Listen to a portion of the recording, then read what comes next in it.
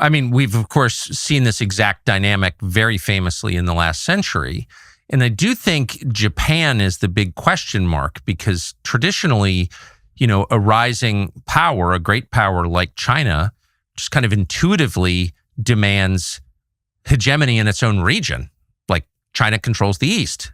I would imagine that's the Chinese perspective. But in the way of that are Japan, the historic enemy, and South Korea, but particularly Japan. And I know that people in your country are very focused on Japan. So is it plausible that China allows Japan to become, say, a nuclear-armed power at this point? Right. So from the surface, it seems as though Japan has a lot of structural weaknesses. Okay. So, for example, it has an aging population. It has the oldest population in the world. That's a huge constraint on the future growth potential of Japan. Another problem for Japan is that it is resource dependent. It relies on imports for its resources. And Taiwan blocks off the Strait of Malacca, right? Because Japan requires most of its energy from the GCC through the Strait of Malacca, and Taiwan will be a barrier. So if Taiwan were to reunify with China, then basically Japan can be blockaded and they could be starved. And the other major issue with Japan is its economy, where for the past 30 years, it's in a deflationary spiral because of its excessive debt burden. So there are fundamental weaknesses to Japan.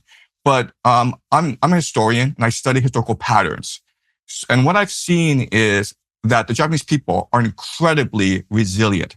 You go back to the 13th century when the Mongols invaded not once, but twice. And at this time, Japan was very much a feudal nation divided into different fiefdoms. And they came together as a people to defeat the greatest empire in the world at that time, not once, but twice. And you go to the middle of the 19th century when China was being carved up by these Western industrial powers. And it seemed as though Japan was about to be carved up as well.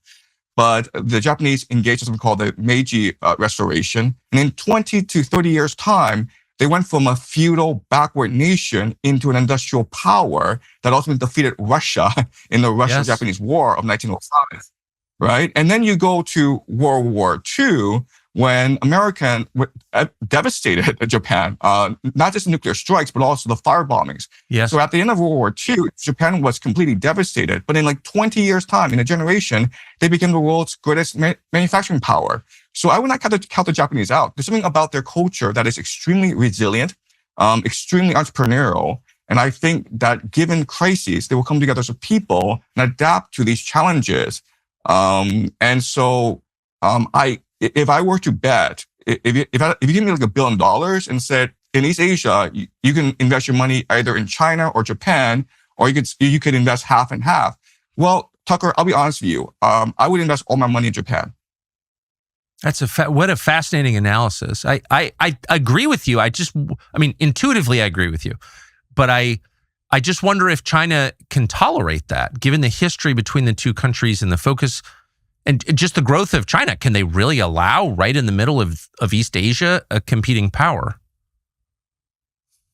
Right. So the major issue with China is that it styles itself the Middle Kingdom, 中国, the Middle Kingdom, yes. Which is to say that the Chinese believe that they are a universe unto themselves. What happens outside China doesn't really impact China. So what's important is to maintain the national sovereignty of China because it is a self-sufficient nation that has absolutely no interest in the outside world.